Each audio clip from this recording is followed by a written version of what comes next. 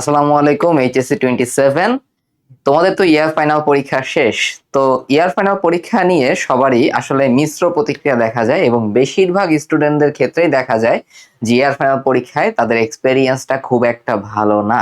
এবং এমনও দেখা যাবে যে ইয়ার ফাইনাল যখন রেজাল্ট দিছে তোমাদের মধ্যে কেউ কেউ হয়তোবা এক দুইটা সাবজেক্টে ফেইল পর্যন্ত করতে পারে। তো যেই ফেইলের কথা তুমি কখনো মাথায় আনো নাই, এটাই বাস্তবতা যে কলেজ লেভেলে পড়াশোনাটা এতই ব্যাপক এবং বিস্তৃত এবং তোমরা আসলে পড়াশোনাটা এত পরে শুরু করো, এত কম পরিমাণে করো যে ফেল করার মতো বাস্তবতাটাকেও তোমাদের মেনে নিতে হয় আর কি। তো আজকের ভিডিওটা কি নিয়ে? আজকের ভিডিওটা হচ্ছে ইয়ার ফাইনাল পরীক্ষার পরে, তোমার ইয়ার ফাইনাল পরীক্ষা এখন শেষ হয়ে গেছে, তাহলে এখন থেকে তোমার কিভাবে প্রত্যেকটা সাবজেক্ট পড়াশোনা করা উচিত, তোমার কিভাবে ডেইলি বেসিসে তোমার রুটিনটা সাজানো উচিত, কিভাবে তুমি টাইমটা ম্যানেজ করতে পারো সারা দিনের মধ্যে নিজের সেলফ স্টাডি এর জন্য, এই সব কিছু নিয়ে আজকে ভিডিওতে আলোচনা করা হবে। এবং এই ভিডিওটা লাস্ট পর্যন্ত দেখো।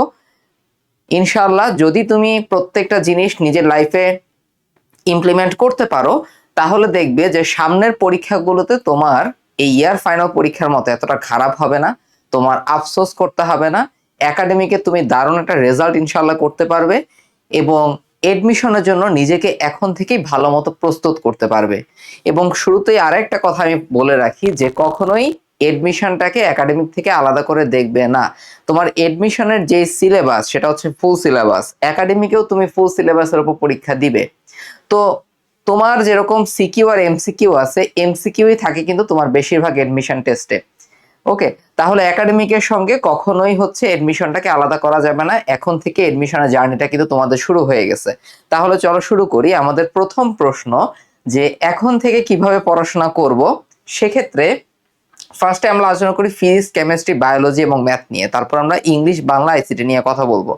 দেখো, ফিজিক্স, কেমিস্ট্রি, বায়োলজি এবং ম্যাথ, এদের মধ্যে ফিজিক্স, কেমিস্ট্রি এবং ম্যাথ এই তিনটা হচ্ছে খুব বেশি পরিমাণে প্র্যাকটিসের ব্যাপার।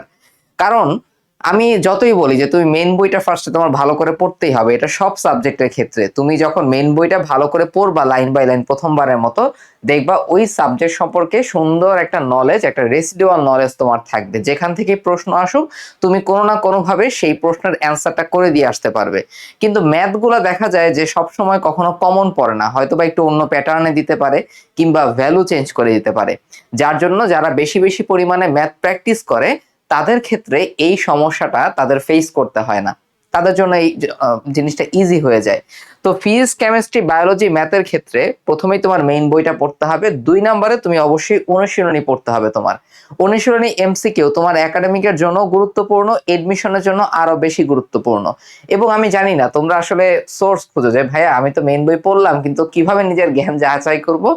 যাচাই করার প্রথম মাধ্যমটা হচ্ছে বইয়ের অনুশীলনী প্রশ্ন।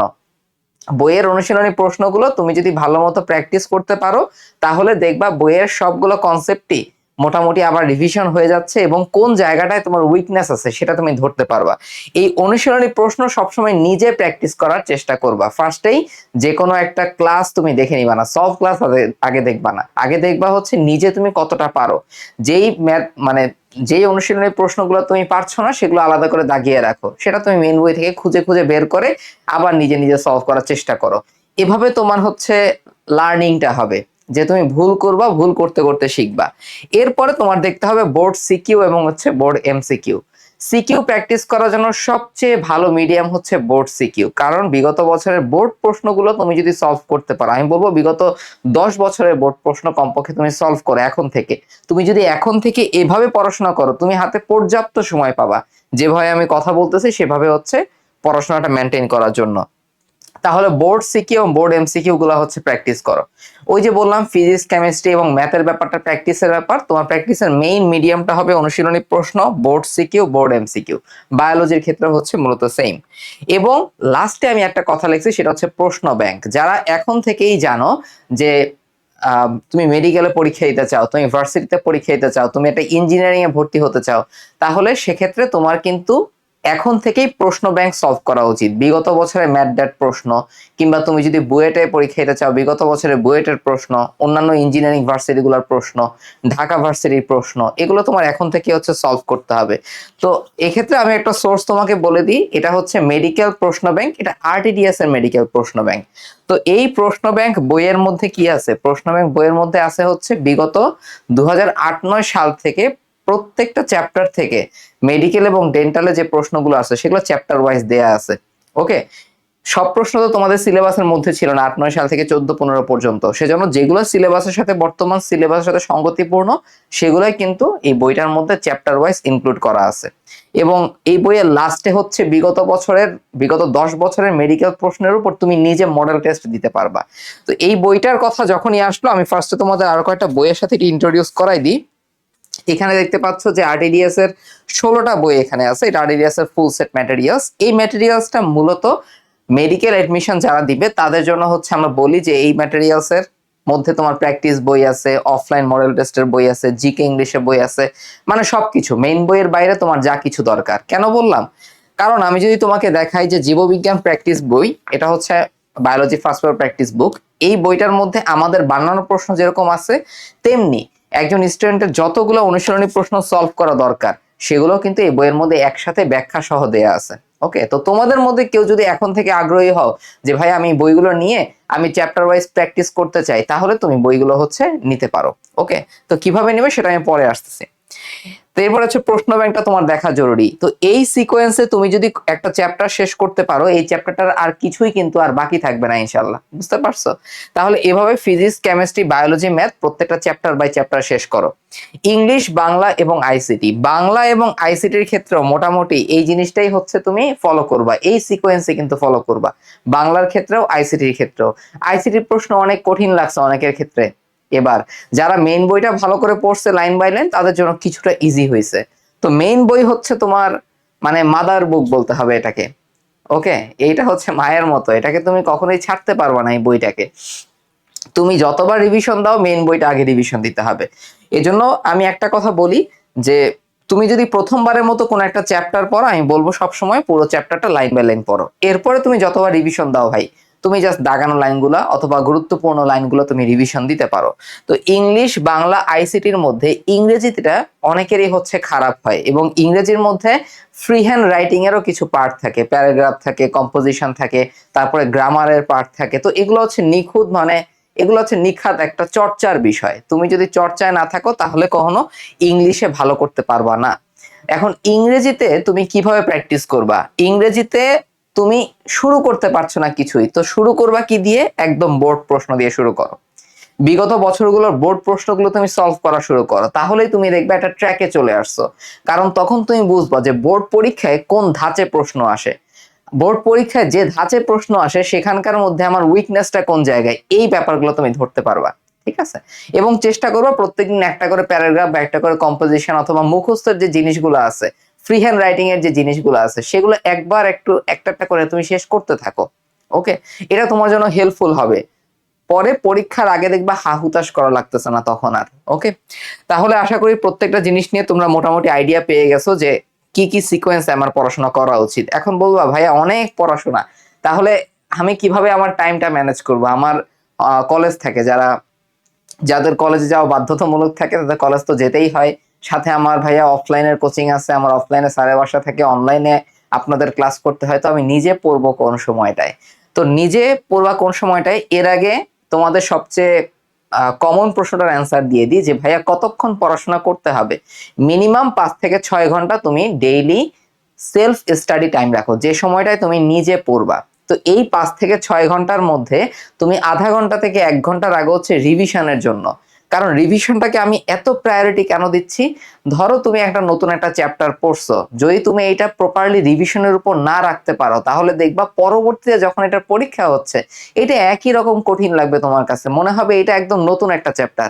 তাহলে ওই সময় তোমার সময় নষ্ট হবে, ওই সময়টা তুমি নতুন একটা জিনিস পড়তে পারছো মানে পড়ার সময় পাচ্ছ না, জাস্ট এই চ্যাপ্টারটা কঠিন লাগার জন্য, যেটা তুমি আগে এক সময় পড়ছো। কিন্তু এই জন্য রিভিশনের জন্য তোমার কমপক্ষে দিনে আধা ঘন্টা থেকে 1 ঘন্টা তুমি হাতে রাখো। ওকে, এখন এই সময়টা তুমি কিভাবে বের করবা? ধরো 5 ঘন্টা সময়টা তুমি কিভাবে বের করবা? আমি হচ্ছে ফলো করতাম কিরকম time block strategy. Time block মানে কি? টাইম ব্লক মানে হচ্ছে ধরো তুমি ঠিক করলা যে আমি বিকাল 4টা থেকে বিকাল 6টা, মানে সাপোজ ধরে নাও আর কি, বিকাল 4টা থেকে তুমি সন্ধ্যা 6টা পর্যন্ত একটা সময় পড়াশোনা করবা। আবার ধরে নাও রাত 9টা থেকে রাত 11টা অথবা 11:30 পর্যন্ত তুমি একটু পড়াশোনা করলা। তাহলে কয় ঘন্টা হলো? মোটামুটি 2.5 ঘন্টা ওদিকে, আর এখানে হচ্ছে 2 ঘন্টা, অলমোস্ট 4.5 ঘন্টা। আর বাকি আধা ঘন্টা 1 ঘন্টা তুমি ম্যানেজ করে নাও। তাহলে তুমি দিনের মধ্যে এরকম টাইম ব্লক করে নিজের টাইমটা বের করে নাও, তোমার জন্য সুবিধাজনক যে সময়টা, যে সময়টায় তুমি নিজে পড়াশোনা করতে পারবা। এভাবে তুমি যদি টাইম ব্লকে ভাগ করে নিতে পারো, তোমার জন্য এই রুটিনটা কনসিস্টেন্টলি ফলো করা অনেক বেশি পরিমাণে ইজি হবে। তখন তোমার কাছে এই জিনিসটাকে ইম্পসিবল মনে হবে না। ওকে, তাহলে এভাবে তুমি টাইম ব্লকে ভাগ করে নিতে পারো। এটাই হচ্ছে আসলে হাউ টু ম্যানেজ টাইম। এবং যে কোনো একটা পড়াশোনা শুরুর আগে তুমি টু ডু লিস্ট, আমরা অনেক সময় অনেক অনেক করে থাকি প্র্যাকটিস, যে আমার আসলে আজকে দিনে এই কাজগুলো করতে হবে। আমি বলবো নট টু ডু লিস্ট করো। অর্থাৎ তোমার কোন কোন কাজগুলো তুমি আজকে করতে পারবা না, তুমি ফেসবুকে ঢুকতে পারবা না, তুমি ইনস্টায় ঢুকতে পারবা না, তুমি টিকটক করতে পারবা না, দেখতেও পারবা না, কিংবা অযথা সময় নষ্ট করবা না, এগুলো হচ্ছে তোমার নট টু ডু লিস্ট। মানুষ যখন কোন একটা জিনিস ভাবে, সে যখন কোন একটা টার্গেট নেয়, সেই জিনিসটা যখন সে খাতায় লেখে, তখন এটা তার সাবকনশিয়াস মাইন্ডে অনেক জোরালো ভাবে আঘাত হানে। ওকে, এই জন্য একটু লেখার প্র্যাকটিস করবা, নিজেকে একটা ডকুমেন্টারির মধ্যে নিয়ে আসবা। ওকে, নিজেকে একটা ডকুমেন্টারির মধ্যে নিয়ে আসবা। প্রত্যেকদিন রাতে ঘুমানোর সময় একটু চিন্তা করবা যে কি কারণে আজকে আমি আমার ডেইলি টার্গেটটা শেষ করতে পারলাম না, কি কারণে আমি আমার পড়াটা শেষ করতে পারলাম না। এভাবে নিজেকে নিজে প্রশ্ন করার মাধ্যমে নিজে নিজে যাচাই করতে পারবা তুমি, এবং আস্তে আস্তে নিজেকে ইমপ্রুভ করার সুযোগটা ঠিক তখনই আসবে। ওকে, তাহলে আশা করি বুঝতে পারছো হাউ টু ম্যানেজ টাইম। আরো একটা ব্যাপার বলে রাখি, মোবাইল এডিকশন। তো আমি বলবো না যে মোবাইলটাকে একদম তুমি ফেলে দাও, মোবাইলটা ফেলে দিলে তো আমার এই ভিডিওটা তোমার সামনে আসতো না। কিন্তু মোবাইলে তুমি যে আজাইরা কাজগুলো করো, যেমন হচ্ছে স্ক্রলিং করা, তারপর হচ্ছে অযথা ভিডিও দেখা, এন্টারটেইনমেন্ট পারপাসে যা করো, সেটা তুমি দিনের মধ্যে আধা ঘন্টা জাস্ট নিজের জন্য বরাদ্দ রাখো। যে আমি ধরে নাও যে সন্ধ্যা 7টা থেকে সন্ধ্যা 7:30 পর্যন্ত আমি খালি মোবাইলে টিপবো। জগৎ যেখানেই চলে যাক, যত ভাই ভাই এখানে এসে হচ্ছে জ্ঞান দিক, আমি এই 7টা থেকে 7:30 পর্যন্ত কারো কথা শুনবো না, আমি শুনবো শুধু মনের কথা। এটা সাইন্টিফিক একটা ব্যাপার। ওকে, এটা হচ্ছে সাইন্টিফিক ভাবে নিজের মোবাইল এডিকশনটাকে কমিয়ে আনা, যে তুমি মোবাইলের জন্য আলাদা একটা টাইম বরাদ্দ রাখছো। ওকে, এর বাকি সময়টা তুমি মোবাইলে এইসব অযথা কাজকর্ম করবা না, তাহলে দেখবা তুমি দিনের মধ্যে অনেকখানি সময় পড়াশোনার জন্য পাচ্ছ। আমি তো 5-6 ঘন্টা বললাম একদম মিনিমাম, যাদের কলেজে যেতে হয়, যাদের অফলাইনে প্রাইভেট আছে, কিংবা অনলাইনেও সাথে পড়াশোনা করো, তাদের ক্ষেত্রে। অনেকে আসো যারা সরকারি কলেজে যারা পড়ে, তাদের একটা টেন্ডেন্সি থেকে কলেজে না যাওয়ার, কারণ কলেজে তেমন একটা হয়তোবা অনেকের কলেজে ক্লাস হয় না। অনেক কলেজেই হয়, বাট অনেকের কলেজেই হয় না। তারা দেখা যায় কলেজ মিস দিয়ে এদিক ওদিক ঘোরাফেরা না করে, ভাই এই সময়টা পড়াশোনা করো। যতখানি সময় তুমি নিজের হাতে পাবা, জাস্ট ইয়ার ফাইনাল পরীক্ষার রেজাল্টের কথা চিন্তা করো, এই সময়ের এক্সপেরিয়েন্সের কথাটা চিন্তা করো, যে কতটা খারাপ লাগছিল তোমার কাছে। তো একাডেমিকে যদি এরকম একটা রেজাল্ট করে এইচএসসি তে, তখন আসলে নিজের কাছে আরো বেশি খারাপ লাগবে, নিজেকে অনেক দোষী মনে হবে। আফসোসটা যেন করতে না হয়, এটা খেয়াল রাখো। তাহলে how to manage time, how to revise, সবকিছু নিয়ে আশা করি তোমরা একটা ভালো ধারণা পেয়ে গেছো। তাও তোমাদের যদি কোনো প্রশ্ন থেকে থাকে আমাকে একটু কমেন্ট সেকশনে জানাও। এবার আরেকটা কথা বলে রাখি, আরটিডিএস থেকে এইচএসসি 27 ব্যাচের জন্য কিন্তু প্রি মেডিকেল কোর্স চলে আসছে।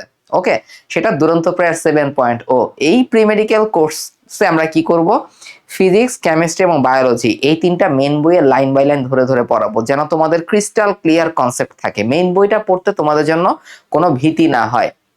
তো একাডেমিকে, অর্থাৎ তোমাদের প্রি মেডিকেলে আমরা দেখা যাবে আমরা যখন ফাইনাল মেডিকেল ব্যাচে ক্লাস নিই অথবা সেকেন্ড টাইম আমাদের ক্লাস নিই, একটা চ্যাপ্টার দেখা যায় একটা ক্লাসে শেষ করে দিই। ওই চ্যাপ্টারগুলো তোমাদের 2 থেকে 3টা ক্লাসে কেন শেষ করাই? কারণ তোমাদের জন্য আমরা চাই যে ব্যাপারটা একটু ইজি রাখতে, এবং তোমরা যেন একটা নির্দিষ্ট একটা স্টিডি পেইসে মেইন বইটা শেষ করতে পারো। তাহলে ফিজিক্স, কেমিস্ট্রি, বায়োলজি একদম মেইন বই লাইন বাই লাইন পড়ানো হবে হচ্ছে দুরন্ত প্রেয়ার 7.0 তে। এছাড়া ইংলিশ, বাংলা, আইসিটি, তারপর হচ্ছে ফিজিক্স, কেমিস্ট্রি, ম্যাথ, বায়োলজি, এগুলোর জন্য কি থাকবে, বোর্ড প্রশ্ন অ্যানালাইসিস ভিত্তিক ক্লাস থাকবে। এটা তোমাদের পরে হবে, এইচএসসির আগে আগে তোমাদের বোর্ড প্রশ্ন অ্যানালাইসিস ভিত্তিক আমরা ক্লাস নিব, প্রত্যেকটা সাবজেক্টের জন্য আলাদা। ওকে, সেখান থেকে তুমি বোর্ড প্রশ্ন সম্পর্কে ভালো একটা ধারণা পাবা। তাহলে আরেকটা সত্যি কথা বলতে কি, আমি যে বললাম যে একাডেমিক এবং এডমিশনকে তুমি কখনো আলাদা করে দেখতে পারবা না। তুমি যদি এই দুরন্ত প্রেয়ার 7.0 তে অ্যাড হয়ে যাও, তুমি দাগানো বইয়ের পিডিএফ পেয়ে যাবা। দাগানো বইয়ের পিডিএফ ফিজিক্স কেমিস্ট্রি বায়োলজির, যেটা হচ্ছে আমরা মেডিকেল ব্যাচেও এই পিডিএফ ধরে ধরেই কিন্তু ক্লাসের মধ্যে পড়াই। তাহলে চিন্তা করো, একই সময়ে একই সঙ্গে তোমার কিন্তু একাডেমিকের প্রিপারেশন যেরকম হয়ে যাবে, সাথে এডমিশনের জন্য তুমি স্ট্রং ভাবে নিজেকে প্রস্তুত করতে পারছো। তাছাড়া তোমাদের প্রি মেডিকেল ক্লাসে আমরা যখন ক্লাস নেই, তখন কিন্তু প্রত্যেকটা চ্যাপ্টারের কোন অংশ থেকে কিরকম সিকিউ আসছে সেটাও ক্লাসের মধ্যে আলোচনা করি। এমসিকিউ নিয়ে তো আলোচনা থাকেই। আর কিছু কিছু জিকে ইংলিশ তোমরা আগে থেকে একটু এগিয়ে থাকবা, মাঝে মধ্যে তোমাদের সাধারণ জ্ঞান ইংরেজি ক্লাস আমরা রাখবো। এটা 1 নাম্বার তোমাদের রিফ্রেশমেন্টের জন্য, 2 নাম্বার অন্যদের থেকে তোমাদেরকে একটু এগিয়ে রাখার জন্য।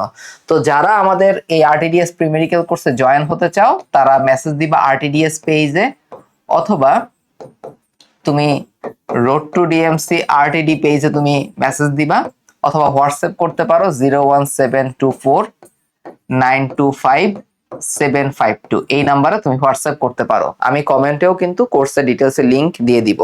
আরেকটা ব্যাপার বলে রাখি, যারা আসলে আমাদের কাছ থেকে এই বইগুলো কালেক্ট করতে চাও, যারা দুরন্ত প্রেয়ার 7.0 তে যুক্ত হবে, তারা ডিসকাউন্টেড প্রাইসে বইগুলো হচ্ছে কালেক্ট করতে পারবা। ভাইয়া পরবর্তীতে কি আবার কোর্স কিনতে হবে আপনাদের? কখনোই না। যারা আমাদের সাথে এই প্রি মেডিকেল কোর্সে এখন জয়েন করে ফেলবা, তারা কিন্তু এইচএসসি 27 এর জন্য সামনে আরটিডিএস থেকে যত এডমিশন কোর্স আসবে, সেটা হতে পারে ফাইনাল মেডিকেল ব্যাচ, সেটা হতে পারে GK English batch, exam batch, সবকিছুতে তুমি ফ্রি এনরোলমেন্ট পেয়ে যাবা। এটা নিয়ে তোমার কোনো আর টেনশন করতে হবে না। তোমার আরটিডিএস তোমাকে সব রকম সাপোর্ট এখন থেকে দিয়ে যাবে। ওকে, তো ভালো করে পড়াশোনা করতে থাকো। আজকে যে ব্যাপারগুলো নিয়ে আলোচনা করলাম, তার মধ্যে একটা পয়েন্ট তুমি কমেন্ট সেকশনে লিখো যে ভাই এই পয়েন্টটা আমি আজকে থেকে কাজে লাগাবো। কেন বললাম? কারণ ওই যে বললাম, তুমি যখন একটা জিনিস লিখবা, সেটা আরো বেশি তোমার সাবকনশিয়াস মাইন্ডে বদ্ধমূল হবে, তুমি সেটা আরো ভালো মতো এক্সিকিউট করতে পারবা। তাহলে ভালো থাকো সবাই, বেস্ট অফ লাক, আল্লাহ হাফেজ, আসসালামু আলাইকুম।